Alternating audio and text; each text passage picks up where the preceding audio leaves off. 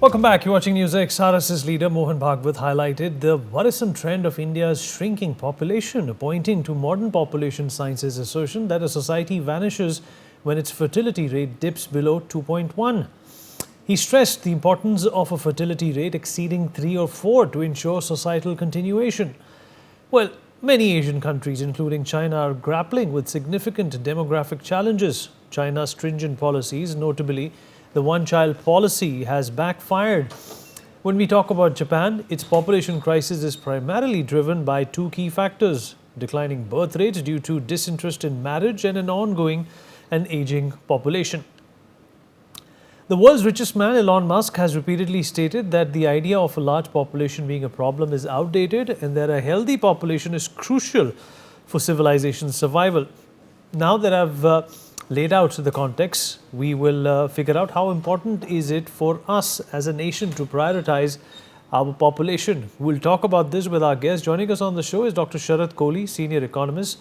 Ratan Sharda, political analyst, also joins us on the show. Mr. Sumit Peer, senior political commentator.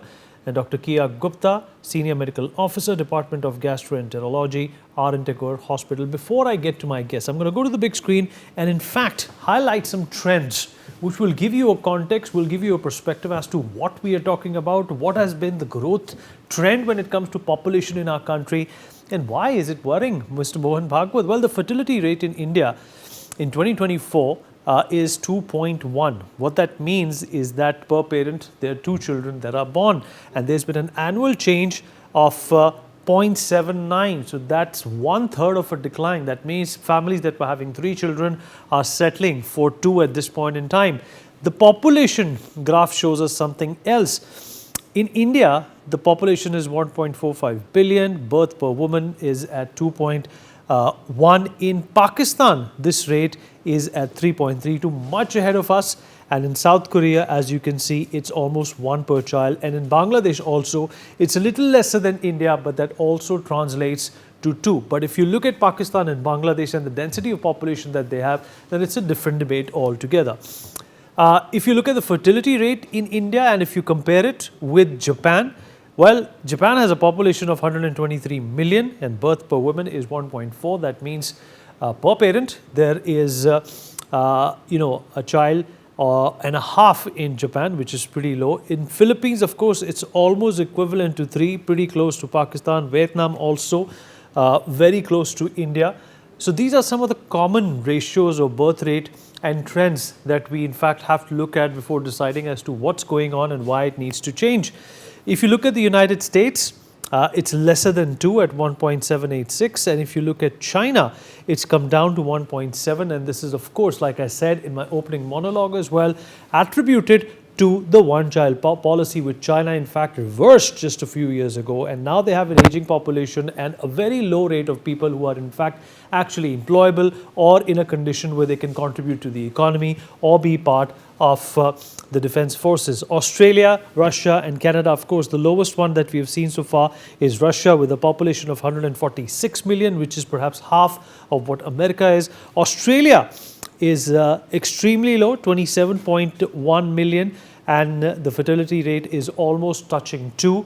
But considering the area that Australia possesses, it's a continent, it's pretty startling to see that they have these numbers. Canada again grappling with a low rate of population, and this is India's population growth over the years. In 2014, if it was at 1.2 billion, it's come down to 1.4 billion, but the growth rate, had it been the same as 2014, the population would have been a lot more. So there is a reducing trend. People are having less children, and that is also attributed to the growing education and awareness that our country is in fact laying emphasis on. Why is this a worry? Well, this is a worry because growth rate is not only about just the growth rate, it is also about subtracting the number of people who die every year to the number of people who are born and who are actively going to be a part of what the country is going to do economically, what the country is going to do geopolitically, and what the country is going to do in terms of social norms as well. Let me open Sumit Peer into this conversation. Sumit, How do you look at this situation? Is this something that India should worry about? Is this something that India should in fact leave aside, follow Elon Musk's advice that look, you are populated, but you have the area to support it. China is populated, they do have the area to support it. Bangladesh and Pakistan, not so much with the fertility rates that we just showed you. The density of population is just going to do their economy in, apart from the other intolerance that they're propagating at this point in time. But the fact of the matter is this something that we should be worried about? This on your show, a very important debate today. Look, the challenge is very simple. Dr. Mohan Bhagwat is not a population scientist. He's a very tall or the tallest political leader in the country. And when he says all these communities and countries diminish where the population or the fertility rate goes down, your geographical boundaries change, everything and anything around you starts changing. Let me break it for you in parts. India, the current fertility rate is 0.1. At 2.01. At 2.1, you're able to maintain your population. At anything less than that, your population starts decreasing. Now look at the population of Hindus. The Hindu fertility rate is around 1.9. So that means Hindu population has shrunk. And remember a couple of months back, there was a survey out that the Hindu population has decreased by 8%, right? Overall. And look at the Muslim fertility rate, 2.36. Rest, if I look at Christians, 1.8. If I look at 1.6, Jains 1.6, Buddhists 1.3. They are not a substantial part of the population, but if you look at the two major components, Hindus are shrinking at 1.9. Muslims are growing at 2.36. And eventually, if this trend continues, the demographics of the country will change, the political system of the country will change, and his itihas gawah hai, wherever the Hindu population has fallen, that territory doesn't remain with Hindus. Look at Afghanistan, look at Pakistan, look at Bangladesh, for that matter, even look at Kashmir. I'm not talking about Pakistan. Look at Kashmir, look at Kerala, look what happened. So it is very important that the Hindus maintain a fertility rate which is more than 2.2. At 2.1, you are just able to maintain because you have to at 2.2, 2.3, so that 50, 70 years down the line, you not wake up and smell coffee that you become a minority in your own country. That is a possibility which is happening. And being a seasoned politician, I think he has said whatever he could say in a very sweet and a nice way. It is for people like us to dissect it and people for us like to infer what are the meanings of it. The meaning is that Hindu population rate is falling. Hindus are shrinking. We have shrunk by 8%. Muslims have increased by 40% since population. And if this trend of 1.9 and 2.36 continues, Vineet, 40, 50 years down the line, you will wake up into a different India altogether. You will see a different India, demography sab ho jayegi. And let me tell you, there will be no secularism by that time. When it is 49, we are under pressure. 50, division. 51, it's Sharia. And after 50, it is Jizya. It is that 3-4 stages which happen. So if you don't want to be in that perpetual state, which we have been, history is the Gawa, it has Gawa, and look at the world, what is happening around us. Look at Bangladesh, Pakistan, Afghanistan, what has happened. Let's wake up and smell coffee, and it is a problem. And overall, as a country, at 2.01, we are shrinking. You will have an aging population of 20, 40 years down the line. You will have two problems. One, aging population, there will be no youth to feed and earn for those people. There will be no people for the army. Everything will go down. Your economy will go down. And second problem is, you will have a different religion which will be almost reaching the majority. So you will be fighting a two-way sword, and you don't know what to do, where to go and where not to go. Sorry, I don't want to intervene in people's personal matters, but one-child policy, which a lot of people follow in the urban middle class today or the middle class in the country, is not sustainable in my opinion, because at 2, you're just able to maintain your population. But Bhagwatji and all is saying at least people should have 3 kids or more, but that's an individual choice. But at 2, you're just sustaining. And if Hindu population decreases beneath,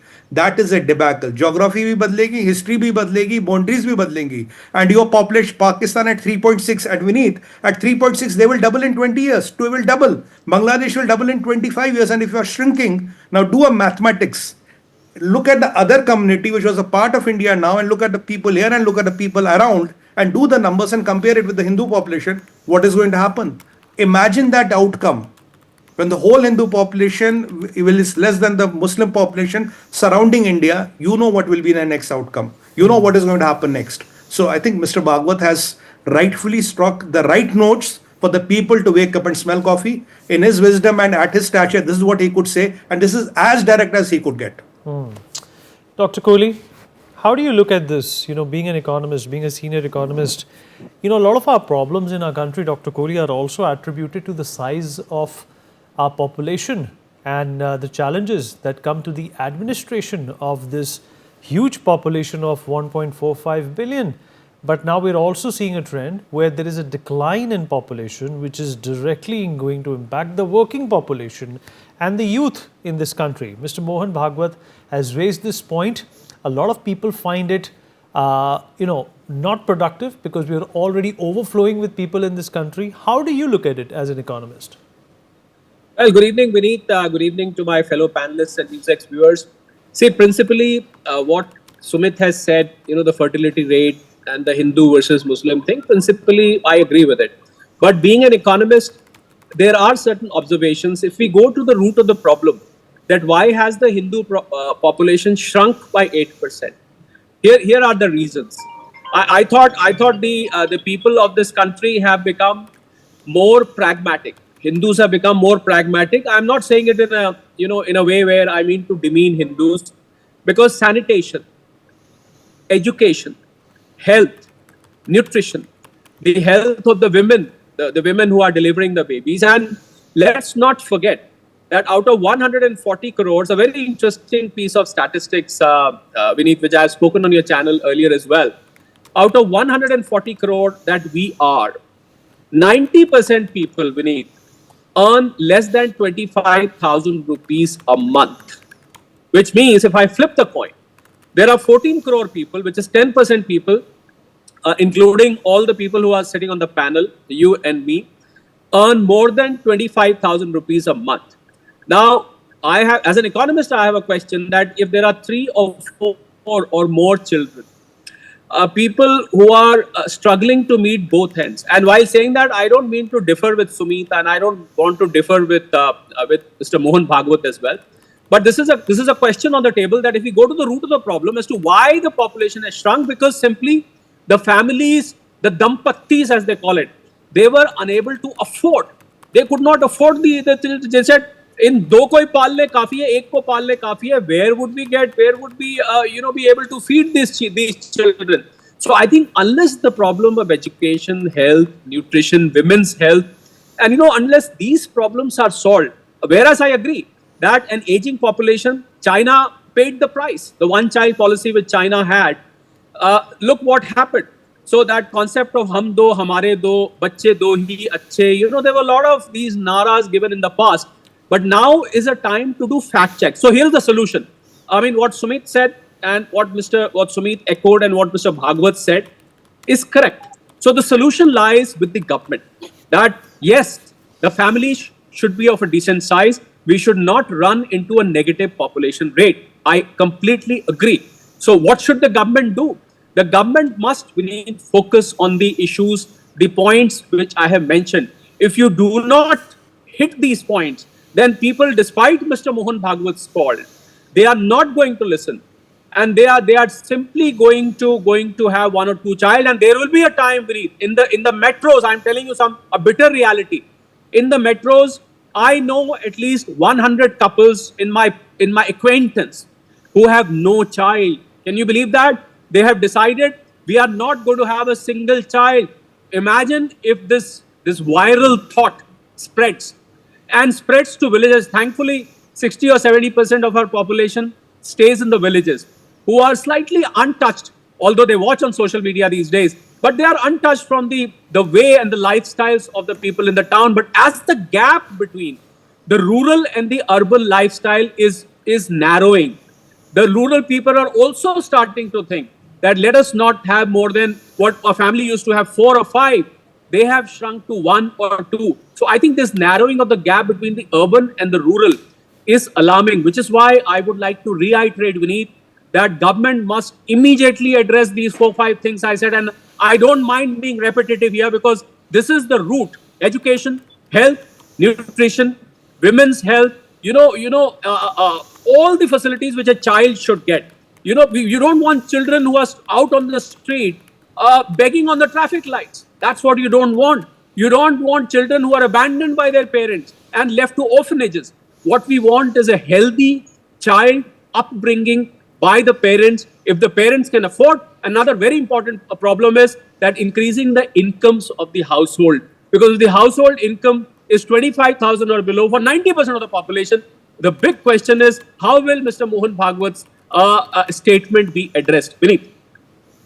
All right, good points, valid points based by facts. Uh, Mr. Ratan Sharda, Mr. Dr. Kohli has made important points that, considering the bifurcation as well as the division in our population and looking at the working class and how much contribution they bring about in the economy, you need to not look at population just from one perspective. It cannot be looked in isolation. It has to be seen as a source that runs the nation, that fuels the nation, as well as something that propels the nation to the next height. And that is why these facts are very important when it comes to our population. Well, first of all, there are two angles to the debate. First is the political angle on which all the opposition is outraging just because the message was sent by Dr. Mohan Bhagwat ji. If it had been sent by some scientist like Dr. Kohli, people would have said, okay, let me think over it. So let's first get politics out of economics as far as this issue is concerned. As far as political angle is concerned, let me remind that when in 1947, population of Muslims was 24.3%, it led to partition of Bharat. And not only that, even Kashmir was lost because of the population decline of the Hindus there. But that is another matter. To me, the major issue is economic. Now, Dr. Kohli made a point about falling population, falling family-wise members. For example, the Dink couples they call double income, no kid. It has nothing to do with affordability. It is a reflection on the westernized society which believes that only lust and desire is what they require. They want to enjoy a wonderful life. Kids should not disturb them. You talk to those couples who refuse their children. They don't do it because they can't afford it. I saw in Twitter today somebody saying affordability, middle class cannot afford. Everybody wants to be in Amari school. Everybody wants to have branded clothes for their children. Everybody wants new branded clothes every month. So is it necessary? Is it required? When you create desire as a consumerist society, then any level of prosperity doesn't lead to need for more children. When you want every child to be there for 10 lakh per annum school, you have a problem there. So let us not blame them because poor are producing children. It is the upper income group who are not producing children because family values are lost. Importance of family is lost. Even though we know that we have been happy society, we have been settled society, we have taken care of elders because we have children. If we don't have children, who will take care of elders? Who will take our senior citizens? That is when the question comes. When the elder population increases in a country, you have more of welfare, you have more of money going to healthcare, and no money goes for economic growth or to the education or infrastructure for the youth. So, question is, if the population falls down below a certain threshold, your economics goes upside down, and that is what Dr. Bhagwat is worried about. And when we talked of hum do hamare do, it was the right time. We were very in a tight position in socialist society where every means of production, every means of prosperity was taken away from the citizens. To keep them poor, to keep them happily poor, you had to control the family size. At that time, it was okay. Now, as we see prosperity coming in, and if you look at the level of population growth, I saw a chart today in South where there is more education, where there is more prosperity per capita. You have population going down, and the whole Gangetic belt, which was earlier called Bimaru states, though now they are no more, there the population is increasing. So the premise is wrong. Premise is that poor, people don't produce because they can't afford. No, those people don't produce in urban classes where they want to enjoy life for themselves and they are given upon the values of family and how it actually nurtures your own psychology, keeps you happy, keeps you control. You don't run to psychologist every week saying that I am in depression. When children start getting depressed because they're only one in the family and parents talk to the counsel and say mera bacha depressed hai, even he's unhappy because he has nobody to play with. Let us look at that factor also. So while one question is going below a certain threshold, China tried. Everybody's talking about how the disaster took. There is South Korea. Its fertility rate is 0.72. The news says that by 2072, the population will fall to 22 million and the society may die, it may crumble. So we have come to a certain threshold where we can maintain the society and the families. And if we want to maintain a healthy family and healthy economics, we have to have this a little bit of effort to have a more planned society. People are talking of only one child so we can control the population. Now we know population over plateaus, but it should not plateau with old people. It should plateau with young life. That's all I will say right now. You're quite right about that. Let me also, rope in Dr. Kia Gupta into this conversation. Dr. Kia Gupta, what's your take as a medical professional in terms of the population crisis, or in terms of the population expansion that Mr. Mohan Bhagwat has also alluded to? Do you think India can do with a higher birth rate? Uh, I just want to tell you one thing. I'm a doctor as well as a woman. So, with full respect to Dr. Bhagwat, he's not a woman. Now, an emancipated woman also has a life of her own. She's not a factory producing children. So, you cannot give her the job of producing children, other than the way it will affect the society. What kind of a society do we want? We want an Afghanistan where we can prime children to go and put suicide bombs on their chest and kill themselves? Or we want to emulate the Scandinavian countries where there is the population is not so high, but the prosperity is there. One thing my earlier speaker rightly pointed out, that with prosperity, the population is less. Because with prosperity, there is more women emancipation, more women, educated women, and they want to have a life. It's not like enjoying life. A woman wanting to have a life doesn't mean she's enjoying life. She has other social contribution. I am a doctor. I have my contribution in the health field. A lady teacher teaches children. That's her contribution. Our only contribution is not producing kids. And again, the speaker earlier to that rightly pointed out that with too many kids, the kids are not taken care of. We have seen an inverse family planning in the poor people. That was when I was a medical student, way before. They would have 7, 8 children, and then the children would have neonatal death. The children would have infant death. And it was an inverse family planning, we used to call it. That instead of planning beforehand, the children die and they're left with less number of kids. Nowadays, it's not only the rich who are producing less number of kids. My housemaid has 2 kids because she also thinks of educating her children as per her capability. She is not putting them into Ambani school. We are not putting our kids into Ambani school. But whatever is our capability, we try to give the best to our children. And that, considering the burden that today's society is on each and every middle class person's head, as well as on the poor people's head, it's a huge responsibility. We cannot be brash, produce children, and then just let them fend for themselves. At least not in India. We never do that. We take care of our children. All the families, all the parents, they try to take care of our children. We are not emulating the Western society. We don't have battered baby syndrome over here. Our kids are taken care of. Our parents are concerned. And it is that concern which is making us make our family size small. So why do we want to make a society where children can put bombs on their chest and go get killed? We don't want that society. We want a proper functioning society, a prosperous society where we keep our population under control.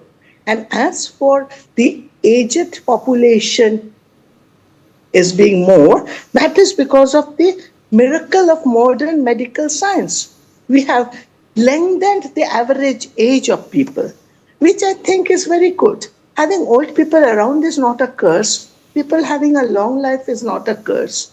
So why are we so, it's like money going into healthcare, money going into, that is what the society is all after, looking after their population. So with due respect to Dr. Bhagwat, I would say I don't agree to his point of view. Sorry to say. As a doctor, as a woman. Understood, Am I ma'am. All clear? right. All right. Can I just take the 10 seconds? Yeah, quickly. Okay. One is I have very good examples within my immediate families where women want children, men don't want because they have to earn the money to take care of children. And employed women, I'm sorry to say, somebody can be a airline pilot, somebody can be a teacher, somebody can be a highly employed person, and the man says, "No, boss, I have to take care of children. I cannot afford that money." So I again go back to the lifestyle issue. Secondly, when she keeps talking of Afghanistan and body bombs, they wear bombs not because their population is high. They wear bomb because certain ideology and emulation of people. See, when you say, I'm not saying kill the elder people. Okay, I'm also now elder, so I don't want to get killed. But point is, when in South Korea, your elder population goes from 14.9 to 46.5 in 2067, who will produce, who will manufacture, who will take care of the economy, and who will serve? That is the point. The balance has to be maintained. When you come to 2.1, that balance, you cross 2.1, the balance is maintained, and that is the ideal situation we should try to reach. All right. Okay, we've run out of time, but please, Dr. Kohli wants to come in. Dr. Kohli, go ahead. A very interesting point, Vineet, I would like to make. Somebody in my childhood gave me a riddle that I'm drawing a line without touching that line.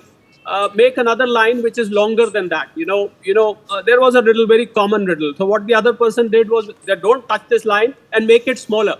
So the other person drew another line in front of that. Exactly, that is what. If there is a particular religion who's running ahead of us in fertility rate, are we running a race that we need to beat them on fertility rates?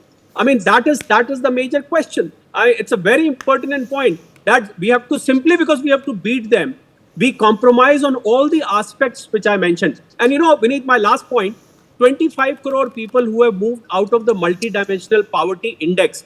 I think this is an outcome of that, because the criteria of that multidimensional poverty index was nutrition, health, and lifestyle. You remember, we've discussed this a number of times: education, health, lifestyle.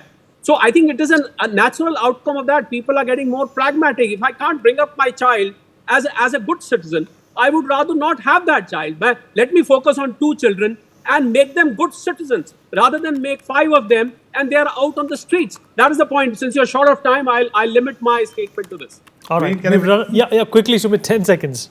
We need the only one point is, look, if I cannot be politically correct and direct, Hindus are at 1.9% fertility rate, Muslims are at 2.36. Right? It's a given fact, whatever the numbers say. Right now, if you look at Pakistan will double in 20 years, Bangladesh will double in 20 years. And the way you have already reduced by 8% since independence, Muslim population has gone up by 40%. If things continue like that, after 40, 50 years down the line, there'll be no boundaries. Demography will change, politics will change. The only thing you have to do is make sure that every Hindu couple has at least 2 kids. If you can afford more, well and good. If you can't, at least have 2 kids to at least sustain. Because if you don't sustain, division, फिर Sharia or फिर Zajia. We have paid Zajia for 600 years. After 60 years, if you want to pay again, I have no problem. I may not have to pay, but my kids would definitely have to pay if things don't change. And that is what politically Mr. Bhagwat is trying to say. As I told you, he's not a population scientist. He's a politician. That is what he could do. I'm being very candid and direct here. All right. Okay. On that note, we are dipping into a short break, but appreciate everybody who joined us and spoke their minds. We'll be right back.